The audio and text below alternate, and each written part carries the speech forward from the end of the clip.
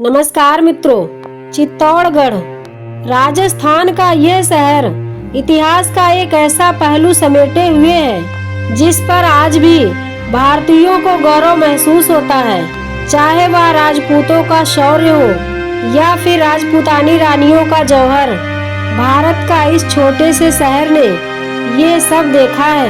क्योंकि एक समय वह भी था जब चित्तौड़गढ़ भारत का कोई छोटा सा शहर ही नहीं बल्कि राजपूत शासन का केंद्र हुआ करता था, जिसके सबूत आज भी हमें इसकी जमीन पर चित्तौड़गढ़ दुर्ग महल के रूप में और विजय स्तंभ के रूप में देखने को मिलते हैं। इसमें भी खासकर चित्तौड़गढ़ दुर्ग महल भारत के साथ साथ पूरी दुनिया भर में प्रसिद्ध है, क्योंकि यह महल 180 मीटर ऊंची पहाड़ी पर बना हुआ है और 691.9 एकड़ में फैला हुआ है। यह किला कितना पुराना है इसका कोई भी अंदाजा लगाना मुश्किल है, लेकिन ऐसा कहा जाता है कि यह महाभारत काल से ही यहाँ मौजूद है, जिसे बाद में कई अलग अलग राजाओं ने अपने हिसाब से दोबारा बनाया है। वैसे आज तो इस किले को टूरिस्ट स्पॉट बना दिया गया है। इस पर किले से जुड़ी बहुत सी ऐतिहासिक घटनाएं हैं कि इस किले ने चित्तौड़गढ़ पर हमें बहुत सी आक्रमणकारियों के हमलों और रानियों के त्याग को देखा है, राजपूत राजाओं के इतिहास के सूरज को उगते हुए और फिर बाद में छुपते हुए भी देखा है। तो आइए मित्रों, आज के इस वीडियो में चित्तौड़गढ़ के इसी इतिहास को जानने की कोशिश करेंगे। चित्तौड़गढ़ के बारे में इतिहासकारों का कहना है कि ये हमेशा से ही भारतीय महाद्वीप के अलग अलग शासकों के बीच शक्ति का केंद्र था। इसीलिए जब भारत में मुगल शासक पर फूल रहा था, उस दौरान 1567 में मुगल शासक अकबर ने चित्तौड़गढ़ पर कई बड़े हमले किए थे। उस समय यह किला और इसके आसपास के क्षेत्र का शासन राजपूत के पास था, लेकिन अकबर के इन हमलों से उस समय राजपूत जीत गए और उस दौरान चित्तौड़गढ़ के किले को काफी नुकसान करना पड़ा। उस दौरान चित्तौड़गढ़ का केंद्र कहे जाने वाले चित्तौड़गढ़ के दुर्ग किले को भी काफी नुकसान पहुंचा था, पर समय के साथ इसकी मरम्मत भी कराई गई। जैसा कि कई इतिहासकार ये भी कहते हैं कि चित्तौड़गढ़ का इतिहास भारत के कुछ पुराने शासकों से जुड़ा है। जैसा इसके बारे में कहा जाता है कि आज से लगभग 2300 साल पहले 322 बीसी के दौरान मौर्य वंश का शासक था और मौर्य वंश ने चित्तौड़गढ़ में काफी ज्यादा निर्माण कार्य भी करवाया था। इसीलिए यह व्यापार और कलाकृति का भी केंद्र माना जाता था। पर बाद में आज से लगभग 1300 साल पहले 7वीं शताब्दी के दौरान जब राजपूत राजाओं का साम्राज्य पूरे भारत में विस्तार कर रहा था, तब चित्तौड़गढ़ और उसके आसपास का एक बड़ा इलाका भी राजपूती शासकों के पास आ गया। इस दौरान चित्तौड़गढ़ काफी तरक्की की और यहाँ पर काफी निर्माण कार्य हुआ था। यहाँ के लोगों ने काफी अच्छा शासन देखा। चित्तौड़गढ़ 1568 तक मेवाड़ की राजधानी के रूप में देखा गया था, लेकिन जब भारत में मुगल आक्रमणकारियों का आना शुरू हुआ, तभी से यहाँ पर अशांति पड़ने लगी। 16वीं सदी तक चित्तौड़गढ़ पर मुगल शासकों और कई दूसरे आक्रमणकारियों द्वारा कई बड़े हमले हुए, लेकिन राजपूतों के शौर्य के चलते ज्यादातर हमले विफल रहे। पर इन हमलों के कारण राजपूत साम्राज्य धीरे धीरे छोटा होने लगा और उनकी शक्तियां भी कम होती गईं। अब मुगल साम्राज्य चित्तौड़गढ़ की सीमाओं के करीब पहुंच चुका था। इसीलिए राजपूतों ने मेवाड़ साम्राज्य की राजधानी चित्तौड़गढ़ से बदलकर उदयपुर कर दिया। इस तरह से उदयपुर राजपूतों के मेवाड़ की राजधानी बन गया।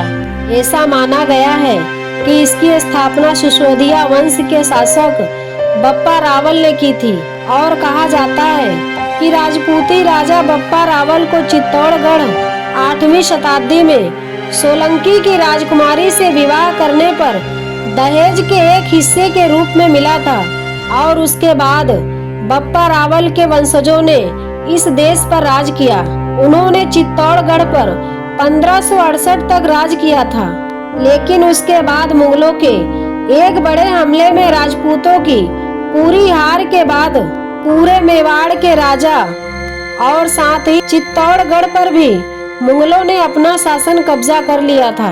कहा जाता है कि यह युद्ध भारतीय इतिहास में सबसे बड़े युद्ध में से एक था, जिसमें महाराणा प्रताप की सेना और मुगलों के बाद अकबर के बीच एक घमासान युद्ध हुआ था। इस युद्ध में हारने के बाद राजपूती सैनिकों की लगभग 16,000 से भी अधिक महिलाओं ने और उनके बच्चों ने जौहर कर अपने प्राणों का बलिदान दिया था। इतिहासकारों की माने तो चित्तौड़गढ़ प्राचीन समय से ही भारत के सबसे धनी राज्य में से एक था, जिसके कारण इसे कई आक्रमणकारियों द्वारा लूटा भी गया था, जिसके सबसे पहले रिकॉर्ड 1303 में देखने को मिलता है, जिसमें अलाउद्दीन खिलजी ने राणा रतन सिंह को धोखे से हराकर चित्तौड़गढ़ को अपने कब्जे में ले लिया था।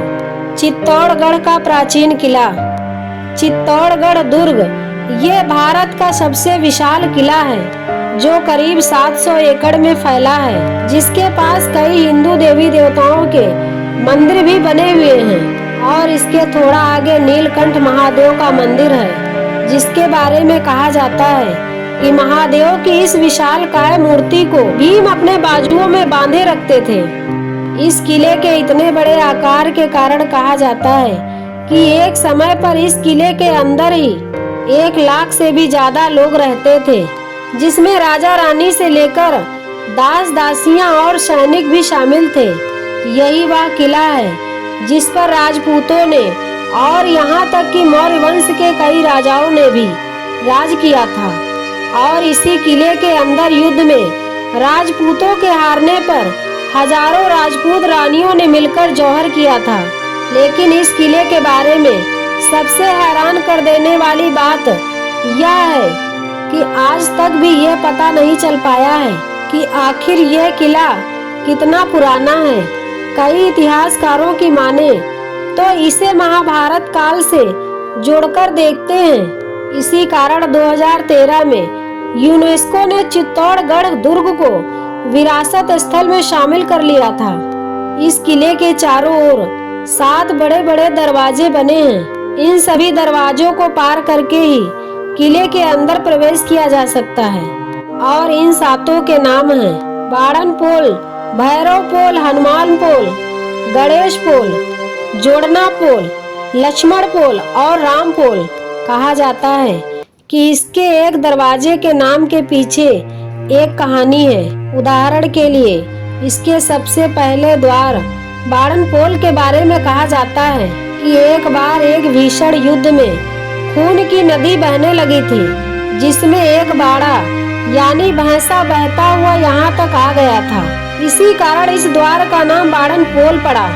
चित्तौड़गढ़ दुर्ग पर शासन करने वाले शुरुआती राजाओं ने मौर्य वंश के अंतिम शासक मानमोरी का नाम आता है, लेकिन 8वीं सदी में हुए एक युद्ध में हार के बाद गुहिल राजवंश के संस्थापक राजा बप्पा रावल ने इस किले को और इसके आसपास के राज्यों को जीत लिया था, जिन्होंने 8वीं सदी में गुहिल राजवंश के दौरान चित्तौड़गढ़ के प्राचीन किले को अपने और अपने रानियों के रहने के लिए प्रयोग किया था। लेकिन ज्यादातर इस किले का इस पर होने वाले हमलों के लिए जाना जाता है, जो ज्यादातर विदेशी आक्रमणकारियों द्वारा इस पर किए गए थे। लेकिन यहाँ के राजा काफी धनी हुआ करते थे और चित्तौड़गढ़ राज्य का ज्यादातर धन इसी किले के अंदर रखा जाता था। करीब 180 मीटर की ऊंचाई पर स्थित इस किले में कई ऐतिहासिक स्तंभ, स्मारक और मंदिर बने हुए हैं, जहां पर एक प्रसिद्ध महावीर स्वामी का मंदिर भी है। इस किले का निर्माण किसने करवाया था और कब करवाया था, इसके बारे में सटीक जानकारी नहीं है, लेकिन कुछ इतिहासकारों का मानना है मौर्य वंश के राजा चित्रांगद मौर्य ने 7वीं शताब्दी में बनवाया था और कुछ लोग इसे महाभारत से जोड़ते हैं, क्योंकि कोई आज तक ये तय नहीं कर पाया है कि इसका निर्माण कब और कैसे हुआ था। कई इतिहासकार इसे मौर्य वंश से जोड़कर देखते हैं तो कई महाभारत से। चित्तौड़गढ़ किले स्तंभ। चित्तौड़गढ़ ये काफी प्रसिद्ध स्तंभ है जिसे विजय स्तंभ के नाम से जाना जाता है।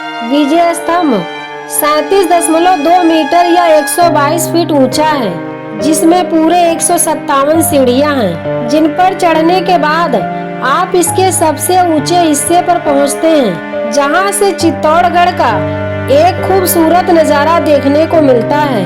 इस विजय स्तंभ के निर्माण के पीछे भी एक रोचक कहानी है। कहा जाता है कि यहाँ पर राज करने वाले राजपूत शासकों ने अपनी हर एक जीत के बाद पूरे चित्तौड़गढ़ में एक मंदिर और कई स्तंभ जैसे अलग अलग विजय चिन्हों का निर्माण किया। और विजय स्तंभ भी 14वीं सदी में सुल्तान महमूद शाह द्वारा चित्तौड़गढ़ पर हुए आक्रमण को राणा कुंभा द्वारा विफल करने के बाद जीत की खुशी में बनवाया गया था। कहा जाता है इसका निर्माण इस युद्ध के लगभग 10 साल बाद शुरू हुआ था। चित्तौड़गढ़ पर कई बार आक्रमण किए गए थे। जब भी चित्तौड़गढ़ का राज्य युद्ध में परास्त हुआ है, तब वहाँ की वीरांगनाओं ने जौहर का रास्ता चुन अपनी आन बान शान की रक्षा की है। राजपूती वीरांगनाओं का इतिहास में यह बलिदान अतुलनीय है। सबसे पहले जब 1303 में जब अलाउद्दीन खिलजी ने चित्तौड़गढ़ पर आक्रमण किया था, तब अलाउद्दीन खिलजी के आक्रमण के समय रानी पद्मिनी के नेतृत्व में हुआ था। कहते हैं कि रानी पद्मिनी और उनके साथ 16,000 दासियों ने विजय स्तंभ के पास ही जीवित अग्नि समाधि ले ली थी। और उसके बाद 1537 में रानी कर्णावती ने भी 13,000 दासियों के साथ यहाँ जौहर किया था। चित्तौड़गढ़ ऐसा भारतीय इतिहास का पन्ना है जिसे यहाँ मौजूद चित्तौड़गढ़ दुर्ग और शासन करने वाले साहसिक राजपूत राजाओं के शौर्य और रानियों के लिए हमेशा ये यादगार रहेगा। मित्रों, ये हमारी वीडियो कैसी लगी कमेंट कीजिएगा और हमारे चैनल को लाइक और सब्सक्राइब कीजिएगा। धन्यवाद।